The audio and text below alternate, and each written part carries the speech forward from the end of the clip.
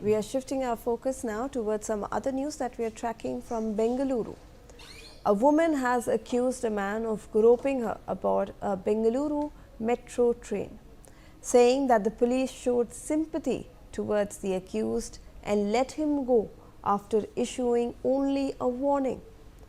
Officers registered a non-cognizable report for indecent behavior after the man apologized, rather than pursuing stronger legal action. This decision has sparked public concern over how sexual harassment cases are being handled. Police officials cited the accused as being a 45-year-old Muthappa and he was intoxicated.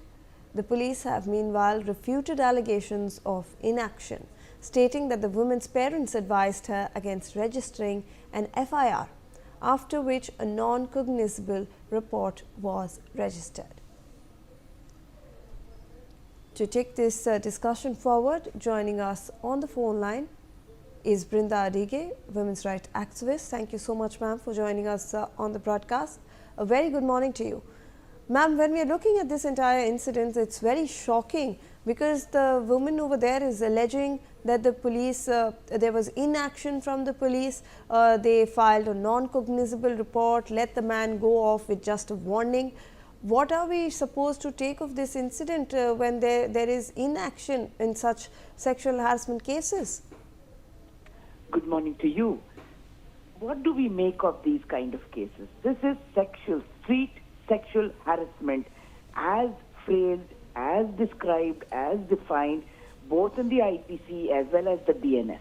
Now, why aren't police taking this seriously? Because you and I know that not only is our society a very deeply patriarchal society, our systems and structures are also deeply patriarchal. For them, the whole thing is, why do you want to provoke? Why don't you leave it there silently? And in this particular case, even told her, why don't you just walk away from there if you knew? How would she know? And she waited all the while to come and make a complaint, file a case at the police station, and they file an NCR, warn him. Who are the police to warn a drunkard street sexual harasser? Isn't it the police's job to enforce law? Which means a complainant has come and you make a complaint and go to the next step, the procedure. You file the charge sheet and send it to court. Now, why is the police doing these things?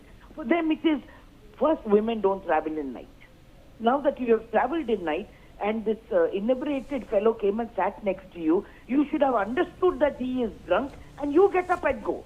So the police are being apologetic to this fellow who is not only drunk in the public transport, but also has the gall to sexually harass the co-passenger over there. And police do not want to address that issue. So constantly we are telling the woman, you take care of yourself. You move away from that place. You do not, aggravate it. You shouldn't provoke it further. And the lady says that I slapped the fellow twice, thrice. Even then, they have done something like this. What more can you tell the cops? Any amount of training doesn't seem to work for them. So it is time that the police are pulled up for dereliction of duty. Why are they not being pulled up? Where in India have we filed a case on dereliction of duty on a public servant, especially the police, for not doing their job? So they are, the impunity.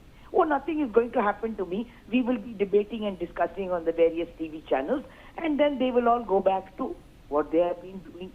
They have they don't forfeit anything. Not their salary, not their promotion, not their increment, nothing. They just go about as another day in their lives. This is what we want to hold the police accountable for. How will women come and complain if you go around advising people? Where on earth can you advise a drunk man who probably has been doing this all his life and today he has got caught, or you have had a brave woman come forward to make a complaint at the police station? The police have to pull up their socks and say, we are here to protect you. We are not here to counsel, advise and tell you otherwise. Right. Thank you so much, ma'am, for joining us on the broadcast. Where we are shifting focus now, the Ministry